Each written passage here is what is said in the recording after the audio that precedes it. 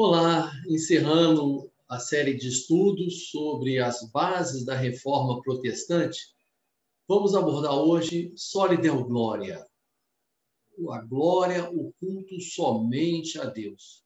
Um princípio bastante importante e que, como veremos, deve merecer a nossa atenção ainda hoje, mais de 500 anos após a Reforma Protestante.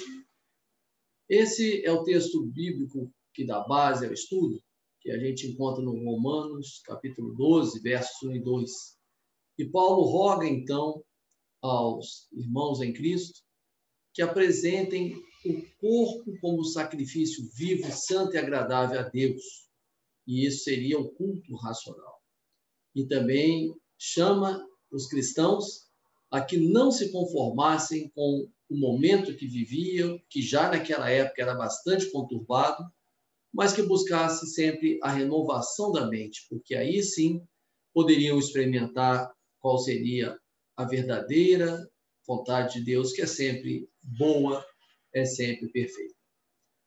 O livro de Romanos, nesse capítulo 12 especialmente, o foco do capítulo é o que Deus espera de nós em termos de qual seria o seu projeto para a nossa vida sob a graça.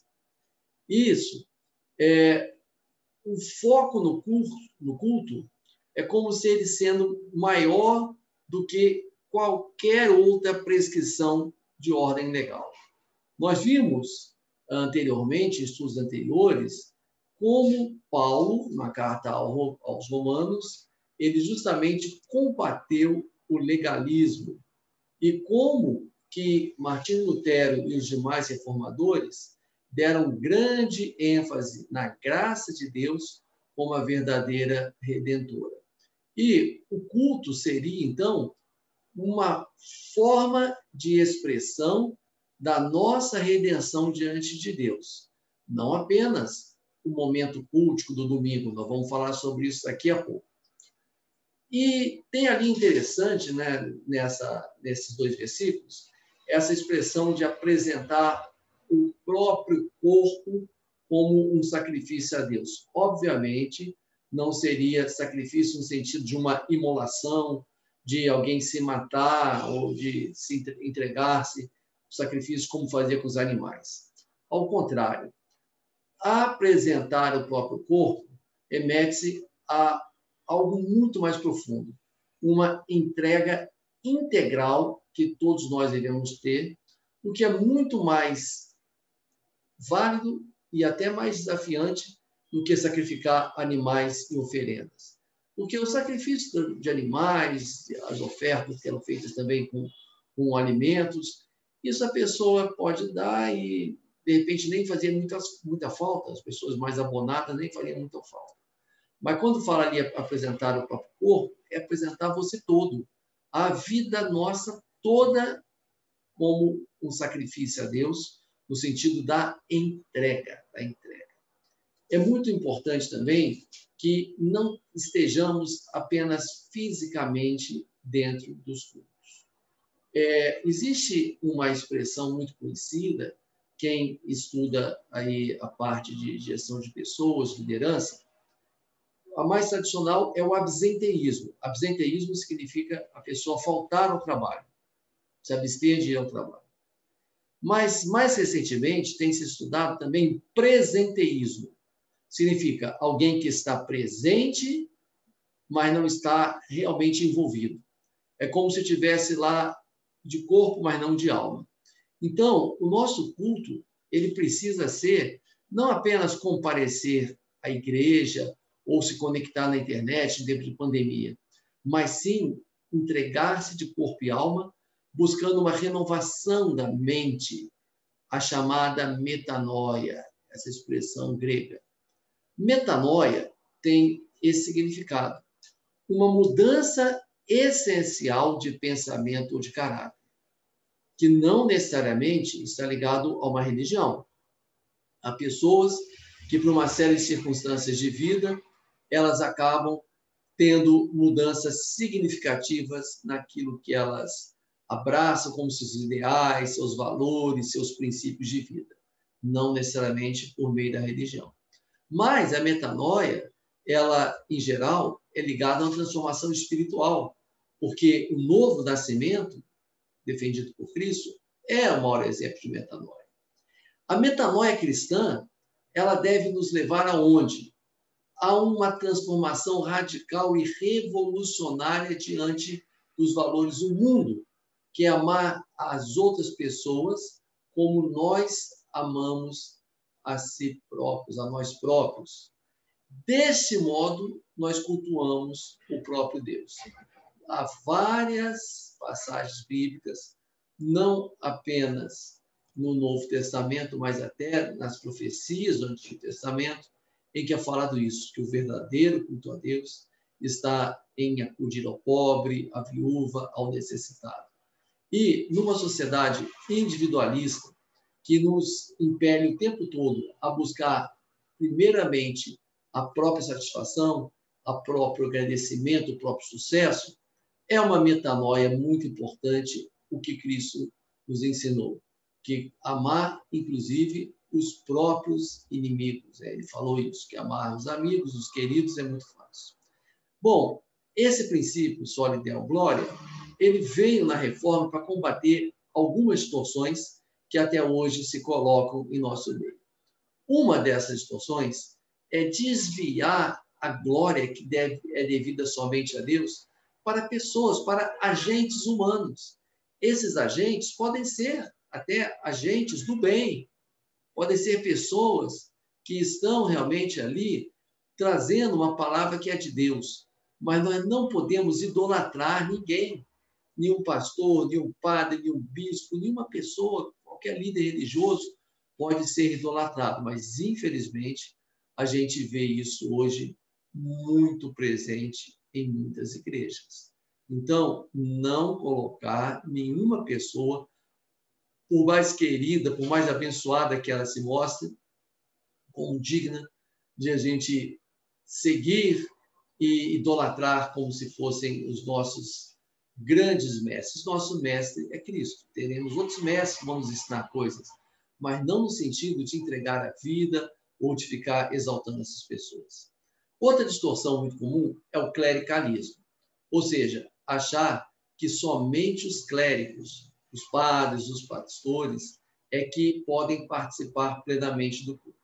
Na época de Lutero, uma das coisas que ele combateu bastante foi a ideia de que somente os padres poderiam participar do sacramento da ceia do Senhor, tomando o vinho e comendo a hóstia.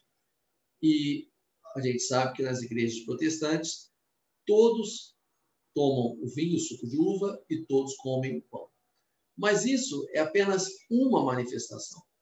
Há muitas pessoas ainda hoje que acreditam que somente o pastor, ou a pastora, ou o bispo é que pode ministrar a palavra, que somente eles têm poder na oração, somente eles têm que visitar o enfermo, ou qualquer outro serviço dentro da igreja. Na verdade, os pastores, as pastoras, os bispos, eles têm uma vocação especial, têm um chamado especial e devem ser valorizados por isso e têm uma dedicação de tempo até maior do que os outros membros da igreja.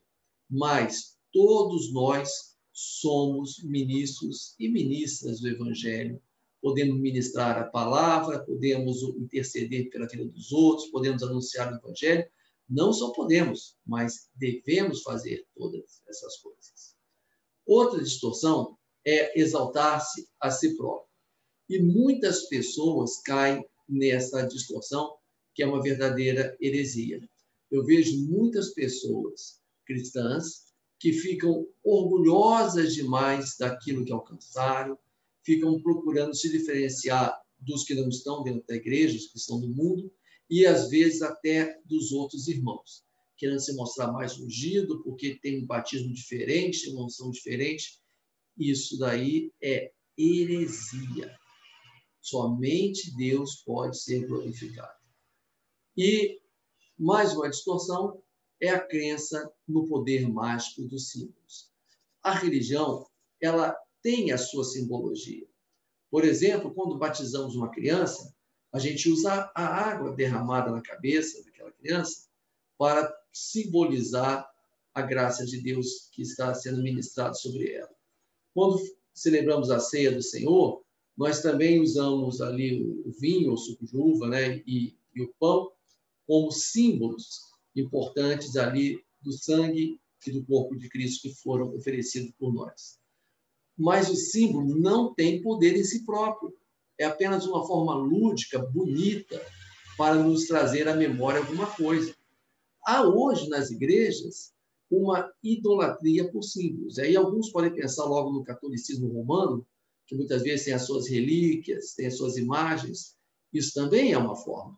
Mas no meio evangélico, muitas vezes, tem a toalha ungida, o óleo ungido, a água que foi trazida do Rio Jordão, ou qualquer outra coisa dessas, que são apresentadas como se tivessem um poder, uma unção especial, como se elas fossem capazes de curar doenças, coisas assim, e obviamente não são. Isso também é uma postura herética, que nos mostra o quanto as bases da reforma protestante precisam ser resgatadas em nossas igrejas hoje, para combater esse tipo de distorção que Lutero, há mais de 500 anos, ele já combatia. E, por fim, muito importante a gente se lembrar sempre que o culto não se limita ao momento de celebração. Há pastores que falam assim, o culto terminou apenas agora, mas continua durante toda a semana. Mas, na verdade, ele começa antes, continua depois e durante. A celebração cultica que fazemos, normalmente aos domingos, às vezes durante a semana também, e que a gente se reúne virtualmente, atualmente na pandemia, ou fisicamente numa igreja, essa celebração é muito linda, é uma bênção, é maravilhoso poder participar. Mas o verdadeiro culto, aquele que nós vamos oferecer o nosso corpo como sacrifício, é a vida toda. É a disponibilidade para, de fato, dedicar tudo que temos e tudo que somos ao Evangelho de Cristo. Que Deus nos abençoe sempre, que as nossas vidas e as nossas igrejas sigam sendo renovadas na inspiração do Espírito Santo, na solidez da sã doutrina bíblica e na coragem e disposição que nós, como convertidos, precisamos ter para mudar a si próprios, a nossa igreja, a nossa sociedade, ao mundo todo. Amém.